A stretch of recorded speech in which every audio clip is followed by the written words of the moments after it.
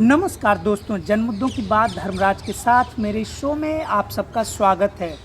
आज भारत में गांधी जयंती की राष्ट्रीय छुट्टी है। यह छुट्टी वैसे सभी सरकारी दफ्तरों में लागू है। इसमें किसी भी प्रकार की केंद्रीय कर्मचारियों के लिए छुट्टी है और राज्य कर्मचारियों के लिए जो रिस्ट्रिक्टेड हॉलीडे यानी आरएच या गजटेड छुट्टी बोलते हैं, ऐसा कोई भी अंतर नहीं है। गांधी जयंती एक ऐसी छुट्टी है जिसका आप सोशल मीडिया पे आए दिन युवाओं द्वारा मजाक में देखेंगे कि बहुत सारे लोग लिखते हैं कि आज गांधी जयंती है, ड्राई डे हो जाएगा, जिसको जो लाना है ले आना। ये युवाओं की बात मैंने इसलिए की क्योंकि गांधी के बारे में जब से फादर ऑफ नेशन, राष्ट्रपिता के बारे में जब से हम लोगों को ज्ञान हुआ है, तब हमने देखा है गांधी के जीवन पर अलग अलग तरीके से लोगों में बातें होती हैं। जहां बचपन से हम लोग सरकारी स्कूलों में गांधी जी की जय, महात्मा गांधी की जय के नारे हर रोज़ प्रार्थना के समय लगाते रहे हैं, वहीं युवा तक आते आते हमने देखा कि युवाओं के बीच में गांधी के नाम को लेकर एक अजीब किस्म का मजाक भी उड़ता रहा है। बल्कि बचपन में ऐसे सारे बच्चे जो देखने में स्कूल में भोले भाले हैं, कमज़ोर दिखते हैं, खास करके शारीरिक रूप से, और कहीं उनका बाल छिलाया हुआ है, जैसा कि आप मुझे अभी देख सकते हैं, तो उन्हें बाकी बच्चे गांधी की ही उपाधि देते हैं। मेरा स्कूल में और पटना विश्वविद्यालय कॉलेज में मेरा दूसरा उपनाम गांधी जी भी रहा है।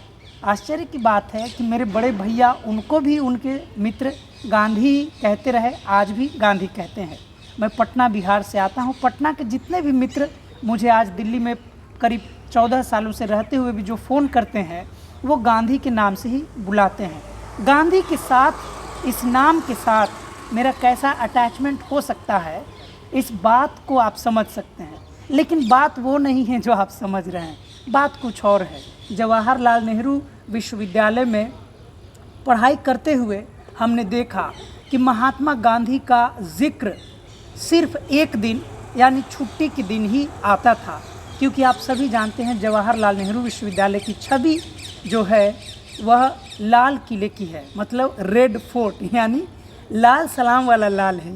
ये आगरा और दिल्ली वाला लाल किला नहीं है।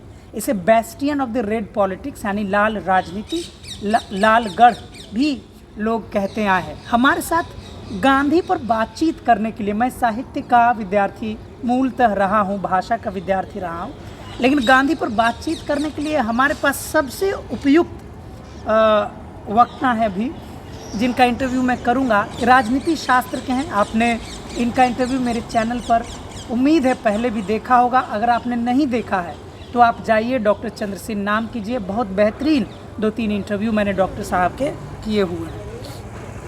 डॉक्टर चंद्रसेन पॉलिटिकल साइंस के विद्यार्थी रहे हैं। जवाहरलाल नेहरू विश्वविद्यालय से पीएचडी किया है। New York university, new school New York से इन्होंने पीडीएफ भी किया है। इलाहाबाद से लेकर न्यूयॉर्क तक के सफ़र के बीच में राजनीति विज्ञान से लेकर अंतर्राष्ट्रीय संबंधों की राजनीति तक डॉक्टर चंद्रसेन ने भी, उम्मीद है कि गांधी के बहुत सारे रूपों का अनुभव किया होगा। और अभी फ़िलहाल जब ये गलगोटिया यूनिवर्सिटी में पॉलिटिकल साइंस पढ़ाते हैं, तो पॉलिटिकल थॉट जो एक पेपर पॉलिटिकल साइंस में मैंडेटरी है, उसमें बहुत बड़े बड़े विचारकों को पढ़ाया जाता है। गांधी को डॉक्टर चंद्रसेन 2024 में कैसे देखते हैं, इसी पर हम बात करेंगे। चंद्रसेन, आपका मेरे चैनल दैनिक अम्बेडकर में बहुत बहुत स्वागत है। शुक्रिया धन्यवाद। आपसे पहला सवाल है, गांधी को आप कैसे देखते हैं? देखिए, गांधी को देखने का जो पर्सपेक्टिव है वो धीरे धीरे ही डेवलप हुआ। किसी भी स्कॉलर को देखने का हमारा पर्सपेक्टिव बहुत धीरे धीरे पैदा हुआ है। और गांधी को पहली बार मैं पढ़ा अपने स्कूल डेज़ में, जब क्लास 8 में था, मैं नवोदय में था। तब गांधी की जीवनी जो मुझे मिली, सत्य के साथ प्रयोग, माई एक्सपेरिमेंट विथ ट्रुथ, तो मैंने क्लास 8 में पहली ऑटोबायोग्राफी किसी की पढ़ी तो गांधी की पढ़ी। और ये बात 98 की है और तब से गांधी को जाना है। और फिर स्कूल में तो पढ़ाया ही जाता था, इलाहाबाद यूनिवर्सिटी गए, गांधी के बारे में पढ़ाया गया। फिर जेएनयू आए, डिबेट गांधी को लेके काफ़ी थी ही। और अभी जहाँ मैं पढ़ा रहा हूँ गलगोटिया यूनिवर्सिटी, वहाँ हमारे 2 पेपर हैं गांधी को लेके। एक पेपर एकदम एक्सक्लूसिव है गांधी पे, अंडरस्टैंडिंग गांधी, उसको हमारे कलीग लोग पढ़ाते हैं। हम लोग को भी जब आएगा सेमेस्टर में तो पढ़ाया जाएगा। एक पेपर है गांधी एंड अम्बेडकर, वो भी पेपर पढ़ाया जा रहा है हमारे यूनिवर्सिटी में। तो इस पूरे 98 से लेकर लगभग 26 साल हो गए गांधी को पढ़ते, सुनते, समझते एंड पढ़ाते अभी। तो अलग तरीके से गांधी को हमने देखा। जब शुरू में पढ़ा, पूरा देश कांग्रेस के रूल में था, तो गांधी को लेके हमारा जो एक आइडियलिस्ट एक जो बनता था, उसमें बहुत ज़्यादा इन्फ्लुएंस हुआ मैं गांधी को लेके। और आइडियल एक नेता कैसा होना चाहिए, देश के लिए जो सेक्रीफाइस कर गया, सब कुछ छोड़ दिया, पढ़ाई लिखाई किया। और जो राजनीति है, जिसको बोलते हैं, राजनीति के बारे में बोला जाता है गंदी राजनीति, गांधी उसमें लिटरली इलेक्टोरल पॉलिटिक्स में आए नहीं, छोड़ के चले गए और नेहरू को विरासत दे गए। तो उस दौर से हम लोग गुजरे हैं जिसमें एक आइडियलिज़म हमने देखा। लेकिन बाद में जब गांधी के और डिबेट्स को हमने पढ़ा और सुना, खासकर गांधी की डिबेट्स जो कास्ट पे है, डॉक्टर अंबेडकर के साथ पूना पैक्ट और जो पूरी कास्ट की डिबेट है, उसमें पर्सपेक्टिव चेंज होना शुरू हुआ। और मूलतः फिर हमने पाया कि Gandhi was not a saint but Gandhi was a politician, very crude politician.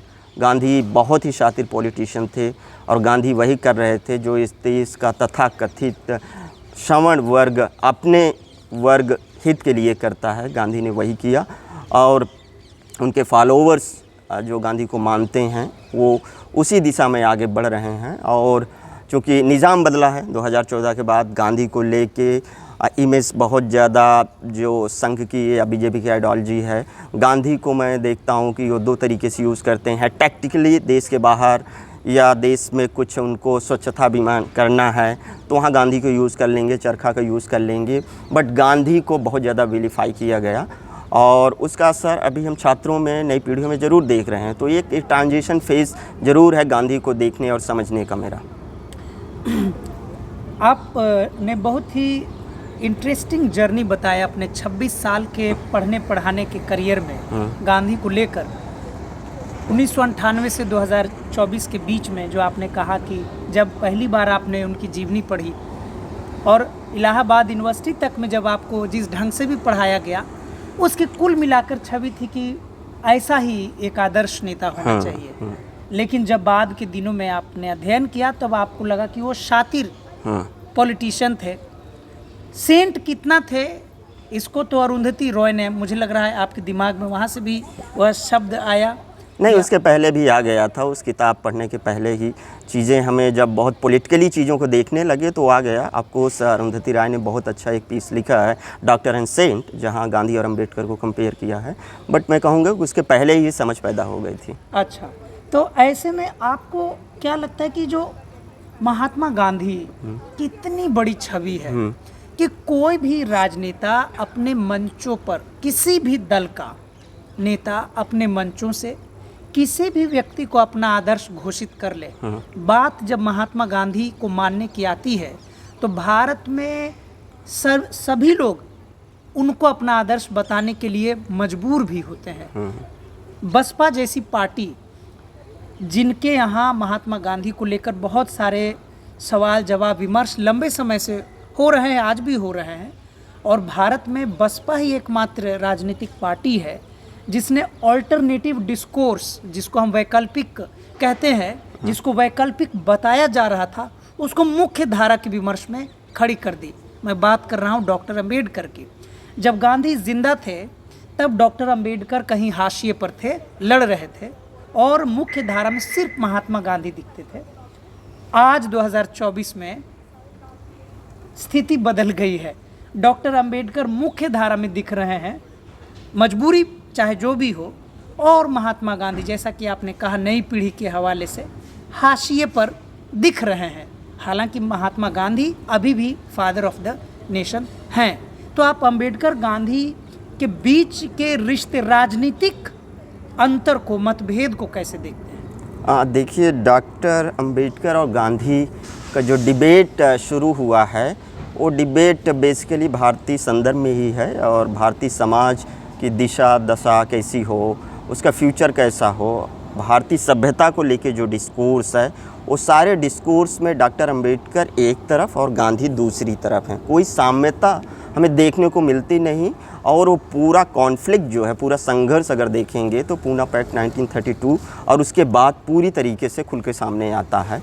तो उनमें कोई साम्यता थी नहीं, लेकिन ऑफ कोर्स डॉक्टर अंबेडकर इस बात को मानते थे कि गांधी ही एक ऐसी पर्सनालिटी हैं पूरे कांग्रेस में जिनके साथ वो डायलॉग करने में सक्षम हुए।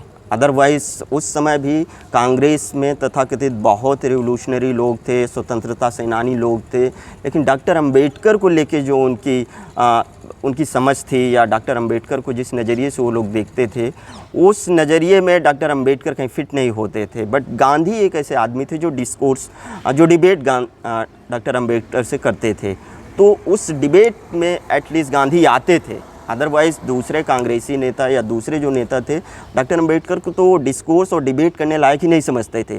तो वहाँ से डॉक्टर अंबेडकर और गांधी का डिस्कोर्स खड़ा हुआ और वो डिस्कोर्स आज बहुत बड़े फलक पे फैल चुका है। और ऑफ कोर्स गांधी की मौत के बाद कांग्रेस रूल की, कांग्रेस की पूरी पॉलिटिक्स जो गांधी के इर्द गिर्द घूम रही थी वो चली। चूँकि कांग्रेस रूल कर रही थी तो कांग्रेस ने गांधी को बहुत ज़्यादा आगे बढ़ाया और गांधी एक ऑफिशियल फिगर के रूप में इस्टेब्लिश किए गए। पहले स्वतंत्रता संग्राम में तो गांधी एक पॉपुलर नेता के रूप में तो इमर्ज कर ही गए थे, लेकिन चूंकि कांग्रेस थी इसलिए गांधीयन स्टडीज़ से लेके, गांधीयन सेंटर से लेके, गांधी के सिलेबस में इंक्लूड करना, किताबें लिखना, वो पूरा कांग्रेस की राजनीति थी और गांधी छाए हुए थे। बट अगर धीरे धीरे देखें 60s के बाद, 70s के बाद जिस तरीके से रीजनल पार्टियों का उभार होता है और नए डिस्कोर्स पैदा होते हैं, उसमें गांधी के विचारों के साथ जो कॉन्फ्लिक्ट पैदा होना शुरू हुआ उसमें कांग्रेसी भी थोड़ा पीछे हटने लगे और जो नई विचारधारा की पार्टियां थी वो आगे आने लगी। और गांधी 2014 तक तो एकदम आप ये समझ लीजिए कि एक सरकारी कार्यक्रम जैसे आज का दिन है वहाँ तक महदूद कर दिए गए और सरकारी एक दिन 2 अक्टूबर को गांधी को लोग याद कर लेते हैं। लेकिन डॉक्टर अंबेडकर को सरकार ने कभी नहीं माना, इस समाज ने उसको हाथों हाथ लिया और डॉक्टर अंबेडकर कहीं आगे निकल गए हैं। मतलब नॉट ओनली सिर्फ गांधी बट कोई भी इंडिया में अगर कोई लीडर हो, अगर पहला नाम देखते हैं पॉपुलरिटी या डिस्कोर्स या फिलॉसफी के उनकी फिलॉसफी का रिलेवेंस जो है उसमें डॉक्टर अंबेडकर बहुत आगे निकल चुके हैं। महात्मा गांधी पर जब भी बात आती है, आपने भी कहा कि भले ही विदेशों में महात्मा गांधी का इस्तेमाल अलग उद्देश्यों से हो सकता है, लेकिन भारत में अब यह स्थिति बदली है। डॉक्टर अंबेडकर और गांधी के बीच के राजनीति को लेकर अस्मिता थिएटर में एक नाटक होता है, आपने भी देखा होगा। उस नाटक में एक जगह दृश्य, चूँकि आपने कहा है कि गांधी ही एक ऐसे व्यक्ति थे जिनके बारे में अंबेडकर की मान्यता थी, कांग्रेस में कम से कम गांधी ऐसे व्यक्ति हैं जिनसे संवाद किया जा सकता है किसी मुद्दे पर। तो अस्मिता थिएटर में यह जो एक सीन है, दृश्य है, छोटा सा, आप सभी चाहें तो यूट्यूब पे अवेलेबल होगा, बहुत ही पॉपुलर है, देखना भी चाहिए। पूना पैक्ट के संदर्भ में जब वो हड़ताल पे बैठे हैं, जब वहाँ अंबेडकर पर दबाव बनाया जा रहा है कि अगर गांधी की मृत्यु हो गई उपवास पर बैठे हुए तो पूरा देश, डॉक्टर अंबेडकर, पूरा देश आपको कोसेगा और पूरे देश में दलितों के घर पर हमले होंगे, गांव के गांव जला दिए जाएंगे। डॉक्टर अंबेडकर इस सुनने के बाद जाते हैं, गांधी से मिलते हैं। अंबेडकर से प्रभावित होने के बाद डॉक्टर गांधी उनके चले जाने के बाद पूछते हैं कि ये क्या ब्राह्मण था, मतलब डॉक्टर अंबेडकर की जाति पूछते हैं। जब गांधी को जैसे ही पता चलता है कि वो दलित हैं और ब्राह्मण नहीं है, सवर्ण नहीं है, तो उस नाटक में भी एक सदमा दिखाया गया होगा। हालांकि गांधी को उस वक्त खुद कितना सदमा लगा होगा इसका मूल्यांकन करने की स्थिति में मैं तो नहीं हूँ। आपको ये दृश्य क्या लगता है कि गांधीयन जो सरकार ने प्रयास किया, आखिर जो अस्मिता थिएटर जैसे जो नाटक करने वाले लोग हैं, मंचन करने वाले लोग हैं, इन्होंने यह दृश्य को खास कर क्यों जोड़ा होगा? देखिए, इस देश का देश क्या है, दुनिया में इस तरीके का चीज़ें बहुत है जहाँ स्टीरियोटाइप्स होता है, जजमेंटल लोग होते हैं, और देश में जो रूलिंग क्लास होता है, सोशल एलीट्स होता है, उसका एक नज़रिया डेवलप होता है दूसरे समूहों को देखने का, और उस नज़रिया में वो मार्जिनलाइज सेक्शन कहीं फिट नहीं होता है। मीनिंग अगर रूलिंग क्लास है वो देखता है कि सारे डेवलपमेंट वो कर रहा है, इनोवेशंस कर रहा है, ब्रिलियंट है, मतलब जो मेरिट का जो पूरा डिस्कोर्स है कि अगर मेरिटोरियस कोई होगा तो सोशल एलीट होगा, उस देश का रूलिंग क्लास होगा, चाहे जहाँ हो। जैसे वाइट और एफ्रो अमेरिकन के संदर्भ में हम देखें तो वाइट को हमेशा लगता है कि हम रूलर रहे हैं, हम सब कुछ किए हैं। अगर कोई ब्लैक या एफ्रो अमेरिकन आता है तो उसको सदमा ही लगता है। गांधी भी उससे बच नहीं पाए, हालांकि वो उनको महात्मा की उपाधि दी गई और बोला गया कि वो ग्लोबल लेवल पे एक लीडर हैं, लेकिन उनका जो नज़रिया वो भी तंग था, बहुत संकीर्ण नज़रिए से डॉक्टर अंबेडकर को देखते थे, और उन्हें लगता था कि एक ख़ास वर्ग में पैदा होने वाला ही इस चीज़ की योग्यता रख सकता था। So that was very very demeaning और मिस कैलकुलेशन और miss reading of the society वो है गांधी के साथ। बट वो भारतीय समाज में कुछ ज़्यादा ही है। वो सिर्फ 1932 की डिबेट नहीं है जब गांधी को सदमा लग रहा है, आज भी मतलब इतने 100 साल हो गए, 100 साल होने वाले हैं, इतने सालों बाद भी अगर समाज में कोई ट्राइबल हो, दलित हो, अगर कुछ बहुत अच्छा कर रहा है, एक्स्ट्रा ऑर्डिनरी कर रहा है, अफकोर्स कर भी रहे हैं लोग, लेकिन जब उनकी आइडेंटिटी लोग जानते हैं, पहचान जाते हैं, तो उनको सदमा ही लगता है। तो ये सोच है, और इस सोच को जाने में टाइम लगेगा, लेकिन ये सोच अक्रॉस द कंट्री रही है। और गांधी वही कॉमन सेंस में बिलीव करते थे, वही कॉमन सेंसिकल उनकी सोच थी जो एक आम आदमी की होती है, और गांधी वैसे ही सोच पा रहे थे। गांधी में कुछ एक्स्ट्रा ऑर्डिनरी चीज़ें नहीं सोच पाए डॉक्टर अंबेडकर को लेके। भारत में अभी तक एकमात्र डॉक्टर अंबेडकर ही ऐसे व्यक्ति रहे, महापुरुष रहे, राजनेता रहे, अकादमिक रहे, भले ही जिनको संविधान निर्माता होने के कारण बहुत इज्जत दी जाती है, लेकिन डॉक्टर अंबेडकर की मूर्तियाँ टूटती रही हैं। भारत में डॉक्टर अंबेडकर की मूर्तियाँ टूट रही हैं, और विदेशों में महात्मा गांधी की मूर्तियाँ तोड़ी जा रही हैं। महात्मा गांधी के लोगों ने, भले ही गांधीवादी लोगों ने बड़े पैमाने पर कभी भी संसद में अंबेडकर की मूर्तियों को लेकर, तोड़ने को लेकर न कभी कोई बिल लाया, न कोई प्रस्ताव लाया, न बड़े समाज में यह एक संदेश देने का प्रयास किया। इसका श्रेय भले ही वो लेते रहे कि डॉक्टर अंबेडकर को कांग्रेस ने ही ड्राफ्टिंग कमेटी का अध्यक्ष बनाया था। आपको क्या लगता है कि यह जो मूर्ति तोड़ने की प्रक्रिया जो है, भारत में अंबेडकर की मूर्ति टूट रही थी और बहुत देर से, लेकिन महात्मा गांधी की मूर्तियाँ अब वहाँ टूटनी शुरू हुई है जहाँ पर डिस्कोर्स है, जहाँ पर विचार विमर्श है। यानी कि विमर्श में पहले वो खारिज कर रहे हैं गांधी को, तब जाकर उनकी मूर्तियों को हटाया जा रहा है। घाना यूनिवर्सिटी का मामला बहुत ही लोकप्रिय है, मैं वहाँ नहीं जाऊँगा, लेकिन ये है कि अब भारत में भी गांधी पे हमले खुले रूप में हो रहे हैं। क्या कहें इस पर? गांधी पे मूर्तियों पे हमले जो हुए हैं वो तो हो ही रहे हैं, अब हो रहा है, क्योंकि उनके विचारों से लोग सहमत नहीं हैं। और गांधी के विचार ऑफ कोर्स बहुत रेसिस्ट थे। अफ्रो अमेरिकन या जब साउथ अफ्रीका में गांधी थे और जो ब्लैक के बारे में लिख रहे थे, उससे एजिटेटेड हो गए 2018 में घाना की एक यूनिवर्सिटी में, घाना यूनिवर्सिटी में वहाँ के छात्रों ने तोड़ा और उन्होंने बोला कि we don't want Gandhi, we want Ambedkar. So of course Gandhi के विचारों पे अगर बात करें, चाहे दलितों पे हो, वीमेन पे हो, या ब्लैक पे हो, या वर्कर्स पे हो, तो कंट्रोवर्सी है। गांधी वहाँ फिट होते नहीं हैं जहाँ दुनिया के और फिलोसफर फिट हो जाते हैं। बट गांधी पे हमला सिर्फ मूर्तियों पे नहीं हुआ। इस देश में गांधी को लिटरली मारा गया, गोली मारी गई, और ये आज से 70 साल पहले हो चुका है। 1948 में आरएसएस और कंजर्वेटिव ब्राह्मणिकल सोसाइटी के लोग थे जो गांधी को टॉलरेट नहीं कर पाए और गांधी को लिटरली मार दिया गया। तो वहाँ से भी गांधी को तो लिटरली मारा ही गया है, तो वो एक डिफरेंट संदर्भ है। लेकिन गांधी के विचारों पे जब बात हो रही है, जहाँ डिस्कोर्स आ रहा है, तो गांधी की मूर्तियाँ अगर अफ्रीका के लोग तोड़ रहे हैं तो उस पर बात होनी चाहिए। और गांधी को लेके जिस तरीके से डिस्कोर्स हैं उस पर बात भारत में हो रही है, और वो बात डिस्कोर्स में हो, ठीक है, लेकिन जिस तरीके से एक हेट पैदा किया गया है 2014 के बाद, खासकर छात्रों के बीच में, मैं पढ़ा रहा हूँ, मैं देख रहा हूँ। आपको बता दूँ, मेरे यूनिवर्सिटी में एक दिन गांधी का कोई संदर्भ आया और मैंने अपने छात्रों के बीच में पढ़ाते हुए मैंने बोला महात्मा गांधी, और जैसे ही मैंने महात्मा शब्द यूज़ किया, वहाँ से जो राइट विंग के छात्र हैं तथा कथित अपर कास्ट समाज से आते हैं छात्र, उन्होंने बहुत प्रोटेस्ट किया कि आप महात्मा कैसे यूज़ कर सकते हैं।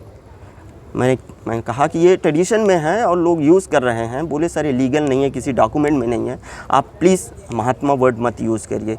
सो जिस तरीके से व्हाट्सएप यूनिवर्सिटी और जिस तरीके से इस पूरी आरएसएस और बीजेपी की विचारधारा ने गांधी को लेकर विलीफाई किया, we should debate and discuss about the ideas of Gandhi, लेकिन विलीफाई करना, उसको विलेन के रूप में प्रस्तुत करना, वो दुखद है, वो बहुत दुखद है। और सिर्फ गांधी को लेके ही नहीं, अगर आप रिजर्वेशन की डिबेट करें क्लासरूम में, आप कास्ट पे बात करें या गे लेस्बियन थर्ड जेंडर की बात करें, तो ये एक छात्र समूह, एक जनरेशन ऐसी हमारे बीच आ चुकी है जो 2014 के बाद जिसको फीड किया गया है, वो छात्र इन सब मुद्दों पे सुनना ही नहीं चाहते हैं। तो ये पूरे भारतीय राजनीति में जो चेंज आया है उसका असर हमारी नई पीढ़ी पे देखने को मिल रहा है, और मुझे लगता है वो दुखद है। गांधी की हत्या का प्रसंग आपने लाया, क्या होता अगर गांधी का हत्यारा कोई दलित हो? इस देश में दलितों की हत्याएं हुई हैं, घर जलाए हुए गए हैं, तय नहीं, मैसेकर्स हुए हैं, नरसंहार हुए हैं, दलितों का जनसंहार हुए हैं, गैंग रेप हुआ है, मतलब बिना किसी वजह के, मतलब अच्छे कपड़े पहन लिए, स्कूल में जा रहे हैं, ठीक है, अपने मन का खा रहे हैं, अच्छा घर बना रहे हैं, मूछें रख रहे हैं, तब तो दलितों को हिंदू समाज टॉलरेट नहीं कर पा रहा है। मतलब इस टाइप का हिंदू समाज है जो कहने को बहुत सहिष्णु है, मतलब वैसुधैव कुटुंबकम की बात करता है, वो हिंदू समाज, और दलित भी बात करते थे। हाँ, गांधी भी बात करते थे आपको। वो हिंदू समाज दलित समाज को, ओबीसी समाज को एक टाइम तक इस तरीके से देखता था। आप जस्ट मतलब बियॉन्ड इमेजिनेशन है मेरे कि अगर कोई दलित ही क्यों हत्या करते, क्यों दलित हत्या करेगा गांधी के? Dalit they believe in discourse and debate what Ambedkar was trying to do at that time. Ambedkar जो कर रहे थे या फूले जो पहले कर रहे थे, वो डिस्कोर्स और डिबेट कर रहे थे, आइडिया के लेवल पे बात कर रहे थे। मुझे लगता है इस तरीके का माइंडसेट दलित समाज में या मार्जिनलाइज सेक्शन में नहीं था कि आप किसी को नहीं पसंद करते हो तो गोली मार दो। ये माइंडसेट नहीं था, आज भी नहीं है। आज भी लोग डिबेट करना चाहते हैं, अपनी बातें रखना चाहते हैं, और अपनी बात रखने पे ही एफआईआर हो रहा है, जेल हो रहा है, प्रोफेसर से लेके एक्टिविस्ट तक। तो मैं तो नहीं सोच पा रहा हूँ कि इस देश में अगर मैं तो मानने के लिए तैयार नहीं हूँ, ये ऑप्शन ही मानने के लिए ऑप्शन ही नहीं है कि दलित हत्या करता है। पहली बार पूना पैक्ट के विरोध में जब गांधी भूख हड़ताल पे बैठ गए थे, तब यही डर डॉक्टर बाबा साहब अम्बेडकर को दिखाया गया था कि अगर भूख हड़ताल में भी गांधी की मौत हो जाती है, पूरा देश आने वाली पीढ़ियां दलितों को दोषी मानेगी। तो अम्बेडकर में कम से कम इतना जैसा कि आपने कहा संवाद में यकीन था कि वो तुरंत पहुँचे, उन्होंने संवाद किया, उन्होंने गांधी के समझौते भी मान लिए, पूना पैक्ट उसका दुष्परिणाम भी हुआ। लेकिन जिन लोगों के बचाव में महात्मा गांधी ने आजीवन संघर्ष किया, जिस वर्ण व्यवस्था को उन्होंने स्थापित करने के लिए संघर्ष किया, मेहनत किया, हिंद स्वराज के बहाने बहुत ही इस पे विवाद है, हिंद स्वराज पे इतनी बातें हो चुकी हैं 70 साल में, जितना मुझे लगता है कि भारत में राजनीतिक रूप से गीता पर भी नहीं हुआ होगा। उस हिंद स्वराज में भी वर्ण व्यवस्था को कहीं ना कहीं गांधी स्थापित करना चाह रहे थे। लेकिन वर्ण व्यवस्था में यकीन करने वाला ही एक व्यक्ति नाथूराम गोडसे ने गांधी को गोली मार दी, हत्या कर दी। हत्या भी उस वक्त किया जब वर्ण व्यवस्था में सबसे श्रेष्ठ काम जो माना जा सकता है भगवान की पूजा करना। जब आदमी मंदिर में जाता है, अपने आराध्य देवी के सामने प्रस्तुत होता है, निहत्था प्रस्तुत होता है। गांधी तो वैसे भी निहत्था ही कहीं भी आते जाते थे, भले उनके चाक चौबंद सुरक्षा होती थी। वर्ण व्यवस्था में यकीन करने वाला व्यक्ति वर्ण व्यवस्था के पोषक महात्मा गांधी को कैसे गोली मार सकता है? यही तो देखने की बात है कि किस स्तर तक एक नफ़रत है, इनटॉलरेंस हिंदू समाज में है। ये देखना चाहिए कि गांधी जब हरिजनों को उद्धार करने का कार्यक्रम चला रहे थे, लेकिन जब वो एक गांव की संरचना की बात कर रहे हैं तो बोलते थे विलेज रिपब्लिक की बात जब कर रहे हैं तो ऑफकोर्स डॉक्टर अम्बेडकर क्रिटिक कर रहे थे कि आप जो विलेज रिपब्लिक की बात कर रहे हो दैट इज़ कास्ट रिपब्लिक। तो वहाँ वो बोल रहे थे कि चातुर्वर्ण सिस्टम होना चाहिए ताकि समाज चलता रहे, समाज में संघर्ष ना हो। तो गांधी ऑफकोर्स चातुर्वर्ण व्यवस्था के पोषक थे, समर्थक थे और उसको जिए वो सारी ज़िंदगी। मेरे अनुसार गांधी बेसिकली अगर कोई बड़ी समस्या है तो उस समस्या में ऊपर जो धूल जमी होती थी उसको डस्टिंग करने का काम कर रहे थे कि हरिजनों के लिए कुछ किया जाए, हृदय परिवर्तन किया जाए हिंदुओं का। वो डस्टिंग कर रहे थे, ऊपर की धूल उड़ा रहे थे, लेकिन जड़ में जो सड़ान थी गांधी में न तो हिम्मत थी ना तो गांधी में वो दर्शन था कि उसको हटा सकें। तो ये गांधी का अपना सोच था। में आपने दो बातें कही, इंपॉर्टेंट बात कही। गांधी में हिम्मत नहीं था, गांधी का दर्शन नहीं था। अगर ये दो बात हो, एक बात मैं कहूँगा हायरार्की बनाइए, एक पे किसको रखेंगे? दर्शन की मजबूरी की हिम्मत की? मुझे लगता है दर्शन में नहीं था। अच्छा। क्योंकि हिंदू फिलॉसफी और वो सनातनी हिंदू थे गांधी, और उसी हिंदू विचारधारा जो ब्राह्मणवादी विचारधारा से ही आपकी हिम्मत बढ़ती है या घटती है, उसी आइडियोलॉजी के अनुसार आप स्टेप्स लेते हैं। तो गांधी में उस चीज़ को लेके मैं इसलिए बोल रहा हूँ कि वो हिम्मत नहीं थी। हिम्मत इसलिए बोल रहा हूँ कि गांधी कुछ मामलों में हिम्मती थे। जैसे कि अगर उनकी ऑटोबायोग्राफी आप पढ़िए तो जिस तरीके से अपनी बातों को, अपने निजी संबंधों को लेके जिस तरीके से उन्होंने लिख दिया, और जिसको लेके आज बहुत डिबेट होती है गांधी को नैतिकता के बारे में कहा जाता है, या लास्ट स्टेज में जब उनके पिता की डेथ हो रही थी तो अपने बीबी के पास चले गए। एक उदाहरण ये मिलता है प्रैक्टिकल लाइफ में। जिस समय पूरा पार्टीशन के टाइम पे जिस तरीके से पूरे बंगाल में चीज़ें चल रही थी, मुसलमानों को मारा जा रहा था, मुझे लगता था कि गांधी में हिम्मत थी और वहाँ गए और माइनॉरिटीज़ के साथ जो गांधी खड़े हुए और उसमें उनकी जान भी गई। तो मुझे ये दो चीज़ें दिखती हैं गांधी में कि वो इस मामले में वो हिम्मती रहे, लेकिन कास्ट क्वेश्चन को जब एड्रेस करने का आया तो गांधी उस चीज़ को एड्रेस नहीं कर पाए। एक और तीसरा उदाहरण अगर उनकी ऑटोबायोग्राफी को हम पढ़ें तो मुझे लगता बहुत इंटरेस्टिंग है। जब गांधी पहली बार विदेश जा रहे थे तो उनके गांव में पंचायत बैठ गई और गांधी को बोला गया कि आप विदेश नहीं जा सकते हैं क्योंकि हिंदू परंपरा के अनुसार आप समुंदर नहीं पार कर सकते हैं, क्योंकि हिंदू परंपरा में ये चीज़ें हैं। अगर आप एक सनातनी हिंदू हैं, आप हिंदू दर्शन में मानते हैं तो आप मत जाइए। और गांधी ने उसको तोड़ा और वो विदेश गए। तो कुछ इंसिडेंट में आपको लगेगा कि गांधी हिम्मत कर रहे हैं, लेकिन मुझे बहुत आश्चर्य होता है कि चातुर्वर्ण व्यवस्था को लेके गांधी में वो हिम्मत नहीं आई और वो हिम्मत नहीं दिखा पाए। आज का आखिरी सवाल शामी हो रखा है। भारत के गांधीवादी जो लोग हैं, कितने गांधीवादी हैं? गांधीवादी होना इस देश में बहुत प्रैक्टिकल है, क्योंकि राजनीति के साथ 1950s ऑनवर्ड अगर हम देखें जिस तरीके की राजनीति होती थी, गांधी के आसपास होती थी, कांग्रेस रूल कर रही थी, तो गांधी होना बहुत फ़ायदेमंद था, बहुत प्रैक्टिकल चीज़ें थी। तो लोग गांधीवादी हो गए, कांग्रेस का रूल था और उसका फ़ायदा लोगों ने उठाया। तो एक तो ये सवाल है। दूसरा, आज जो लोग कितने गांधीवादी हैं, अगर डिबेट और डिस्कशन में आ जाए, जैसे राहुल गांधी जिस तरीके से डिबेट कर रहे हैं और पूरा कास्ट डिस्कोर्स लेके आ गए हैं, उनकी मजबूरी कहिए या भारतीय समाज में डिस्कोर्स इतने लेवल तक चला गया है कि उनको कास्ट सेंसस से लेके रिप्रेजेंटेशंस का सारे सवाल पे जो अड़े हुए हैं, तो दोनों मुद्दे हैं, एक तो पॉलिटिक्स से इस लेवल पे पहुंच गई है, तो गांधी को लेके उतना असर्टिव मैं राहुल गांधी को नहीं पाता हूँ जो बहुजन आइडियोलॉजी को पूरा आगे तरीके से वो बढ़ा रहे हैं। तो ये एक परिवर्तन ये देखने को मिला है। ऑफ कोर्स गांधी के विचारधारा में वो ऐसी चीज़ें हैं नहीं कि जो लंबे समय तक चलेंगी, ऐसा कोई दर्शन गांधी ने दिया नहीं है जो 100 साल 200 साल 500 साल तक चले, जैसे प्लेटो का चल रहा है, बुद्धा का चल रहा है, इवन अम्बेडकर का चलने वाला है दर्शन। वो गांधी में कोई ऐसा फिलॉसफी गांधी ने दिया नहीं है, तो जिसको गांधी को लोग ढो नहीं सकते हैं। इवन कांग्रेसी they are living Gandhi ideas, so वो तो है। और दूसरा, गांधी को लेके जो अभी राजनीति हो रही है उसमें ऑफ कोर्स बहुत आसान है।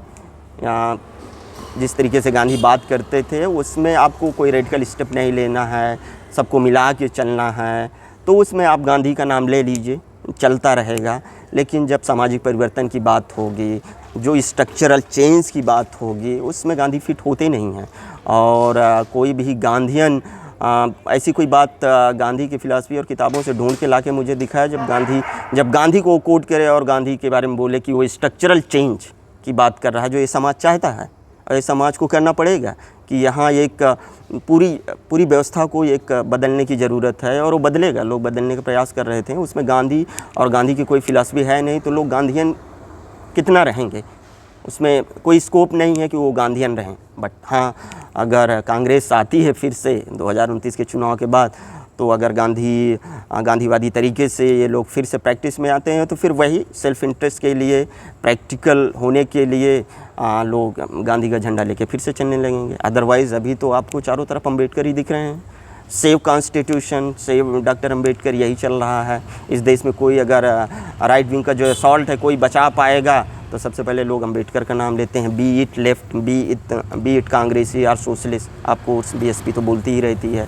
तो देश को बचाना हो तो डॉक्टर अम्बेडकर, और बहुत प्रैक्टिकल हो, सत्ता के साथ चलना हो तो गांधी फिट होते हैं। In fact Modi has been using Gandhi for different purposes across the country. United Nations में जाके कुछ और बोलते हैं, कभी चरखा चलाते हैं। तो गांधी को सत्ता के साथ अगर तालमेल खाना है तो गांधी सत्ता के साथ फिट हो रहे हैं, और लोग वही कर रहे हैं। फ्रेंड्स, आप देख सकते हैं अंधेरा हो गया है, रोशनी बदल गई है। आज के लिए इतना ही। आप सब की तरफ से मैं महात्मा गांधी जयंती पर अपने आज के वक्ता डॉक्टर चंद्रसेन को बधाई देता हूं कि इन्होंने अपना बहुत ही कीमती वक्त हमारे चैनल पे गांधी पर बोलने के लिए दिया। आपको धन्यवाद, और मैं बधाई भी देता हूं कि गांधी पर आपने साहस का परिचय, गांधीवादी साहस का परिचय दिया। Thank you. Okay, thank you.